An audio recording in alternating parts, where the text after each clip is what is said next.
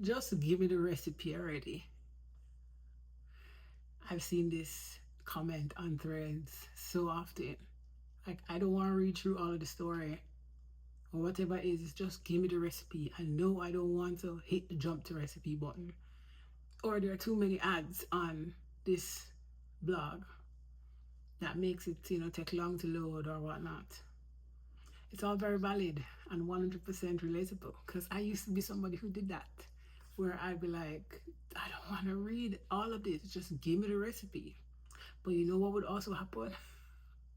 I would go to the recipe, try to make whatever it is, and then end up having to scroll back up to see maybe there is some information here that I missed. It's kind of like when you buy a package or a food and you're gonna follow the directions of the package. You read it one time, and then you throw away the package and proceed to try and cook. But then you have to go back into the garbage bin to look at the directions on the package. That's kind of what happens when you jump to a recipe without context, especially if it's a brand something new to you, and you have to go back or scroll back up to see maybe you missed something. And I think that is a very important observation thing to think about when you complain about a recipe. Because I know a lot of folks who talk about just give me the recipe, need to go back and look at notes because it I don't know turn out right, or maybe what they're doing is not 100% correct, or they don't think it's correct, and then they go to YouTube. Well, if they had read before the recipe, they might see some of the important things that they need to take into consideration while making this particular dish. So, this complaint, while 100% understandable, I don't really need to stop it. Because here's something that people seem not to care about: one, that it's free, and two, that it takes a lot of work. Not before I get there, it is a way for bloggers to earn money, in particular the ads. Because they complain about ads and they don't seem to care. They just want the recipe, and some don't want to hit the jump to recipe button. So you always have this constant fight online when the people who want the recipe come out and complain about it, and you have a barrage of people who agree, and then you have the bloggers who get annoyed or have to state their case and come on and say, hey, one can just go buy a cookbook if you don't want to do all of that. But complaining on the internet about a free recipe, free content, it boggles my mind. And there's a certain level of entitlement. But that's beside point.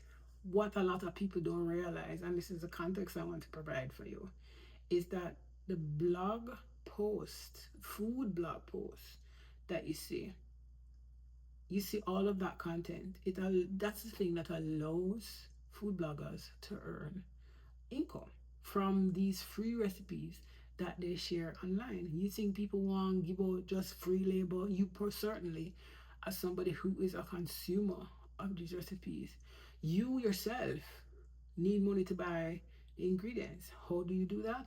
You work for it. The same way these food bloggers utilize whatever tools they have available to them to earn income so that you can benefit from these recipes at no extra cost to you. Right? The cost of you getting the ingredients, that's on you. But the cost of accessing the recipe is there's none.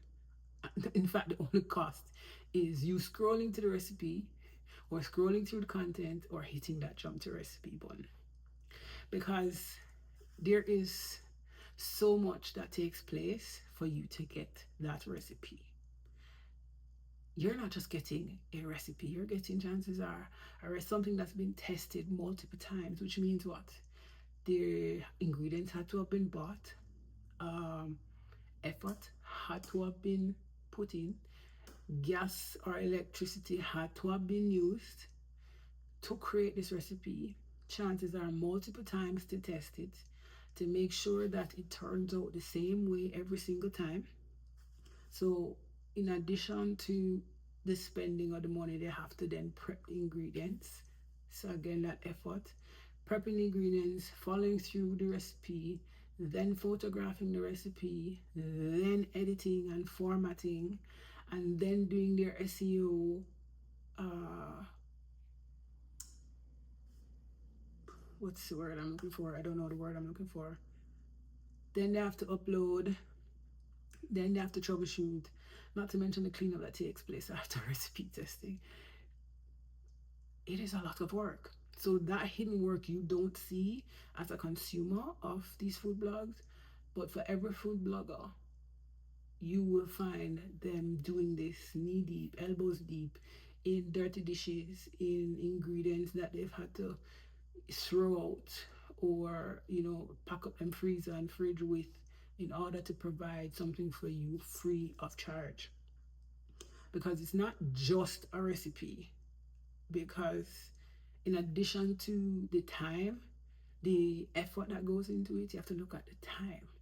Like sometimes these recipes aren't just a day, they take multiple days, even months when you talk about testing.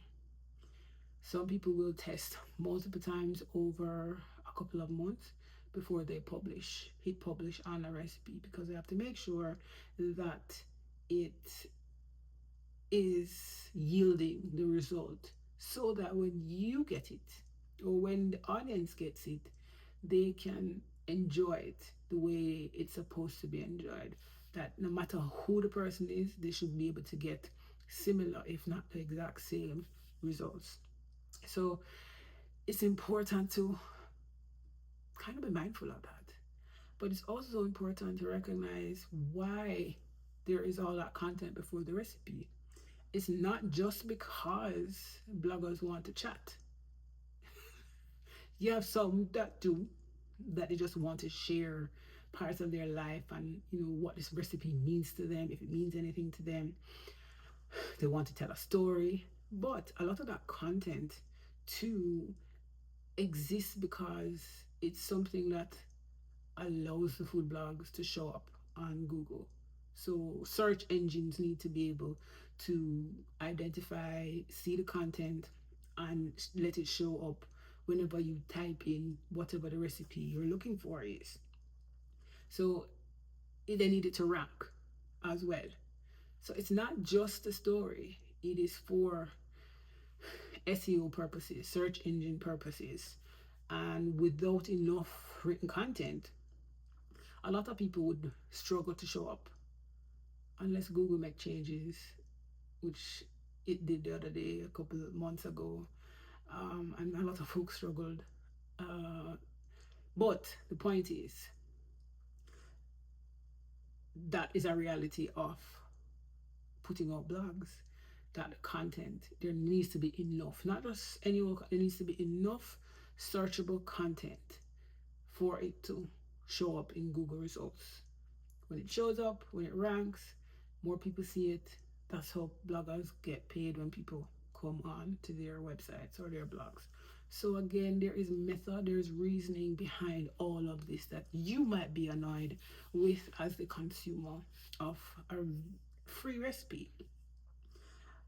And again, this is for both bloggers and for consumers of food blogs to be gentle with each other.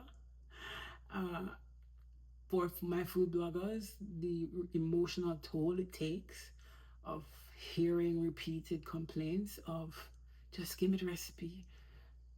I don't want to read all of that. I don't want to hit the jump to recipe button. I just want the recipe.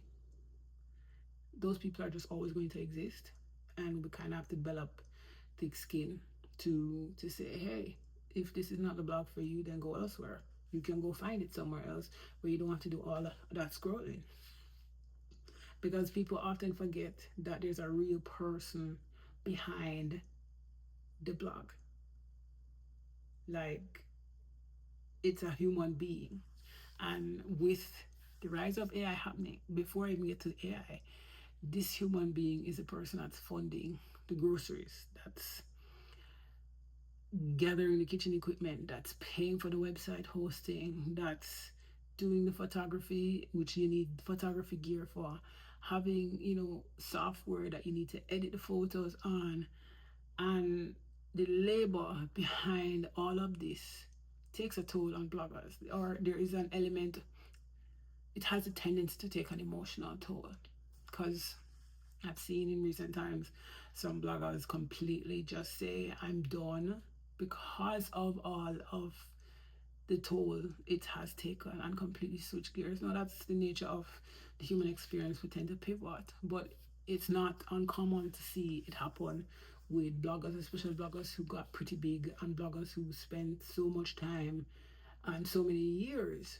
doing this work. And in particular, now with AI being a major player, by AI stealing recipes, scraping blogs of their content, and just ripping people off. In the food blog space, they call it AI slop. Not just food blog space, but mostly that's what we call it, AI slop. And you have people who will try these recipes and be like, this is shit, or this did not turn out, this is horrible, because it's generated by a robot. A real human was not behind it. But the challenge too is, with AI doing all that it's doing, scraping recipes, stealing content, and all of that, at the same time, churning out fast recipes or doing it quickly, people kind of have this expectation for faster, shorter, quicker turnaround when it comes to putting out recipes. Like, they expect this constant churning of content from food bloggers. And again, this is a very taxing multi-job, and it can take a toll without the adequate systems in place. It can take a toll without support. So the reframe for both bloggers and those who visit food blogs, if you're watching this, I get wanting quick access to the recipe. I get wanting not to have to navigate all of this thing, the content, before you get to the recipe. But there is some value in understanding what it takes for a recipe blog to exist and give you good quality recipes. Because that's the other thing. If you get a terrible recipe from somebody on somebody's blog, you go and go and give the person a bad review. Quite frankly, people still do that, even if the error is on their part. But the reframe I want is for you to acknowledge that, yes, you want it fast, you want it quick, you don't have to navigate the content, but recognize what is there to assist you. So that jump to recipe button is important. That scroll, you can scroll, that's also important. But also read, you might learn a thing or two. But it's important for you to understand why the blogs are structured the way they are, and because there's so many things involved for you to see that free recipe. And not every story or that blurb before the recipe is necessary. That's the truth. Some bloggers go straight into the recipe. They will give you one or two little bullet points or notes or a paragraph. Not every section before the recipe is necessary. Some of them can be really long. Honestly, that's the truth. And if it is, then you can scroll out, exit. If it's not for you, it's not for you. But the bigger issue is creating free content and sustaining it. That's the bigger issue. And that's the thing to consider. How can people sustain giving you something for free if they don't get paid for it? If they don't get paid for the effort? If they don't get compensated? Make that make sense? You would have a big issue with you giving your labor and not being compensated for it. Think about that. And the more I do work with food bloggers, and the more I engage from the perspective of producing the free content like I'm doing now, is the more I understand what it takes to run a food blog. The more it's not just cooking that's involved in putting out a food blog, a recipe on a food blog. It's more than that, way more than that. It's, like I said, a multi-job job. You're running a full production company, if you can put it that way. So the question isn't, or it becomes a lot more interesting, or the conversation becomes more interesting when you stop asking why I don't have a free recipe. Or, no, it's not why I don't have a free recipe. Why is there all of this text before the recipe? Instead of asking that, maybe the question needs to be, what does it take to give me a free recipe? I think if more people were to look at that, they would honestly be more understanding. There would be less assholes going on people's blogs and complaining about shit they're getting for free, because they could easily pay somebody to come and cook for them, but they're not going to. So instead, they utilize a free service. For my food bloggers who have to deal with the comments, who have to deal with the queries all the time, it takes a special kind of persistence to keep going in the face of all of that, because it's not easy dealing with people who complain on the regular when they have nothing to complain about, or when errors made are on their part, but the blame is put on the recipe creator, the food blogger. It takes a whole lot to navigate this entire landscape of providing free content to people who expect it to be free without understanding what it takes to make it free. So, in this entire discussion, or me sharing these thoughts, it is my hope that you have a little more understanding of what is happening behind the scenes of the recipes that you are looking for when you go on someone's blog. And at the same time, for my food bloggers who have to deal with the complainers, I pray for your continued patience and perseverance and income coming in, because people visit your website knowing that they're going to get good quality recipes that they will enjoy, recipes that they come back to all the time. So that is it for tonight. I thank you for tuning in. Remember, if you do nothing else, always nourish yourself, or aim to nourish yourself, one bowl, one moment at a time. See you back here tomorrow. Bye.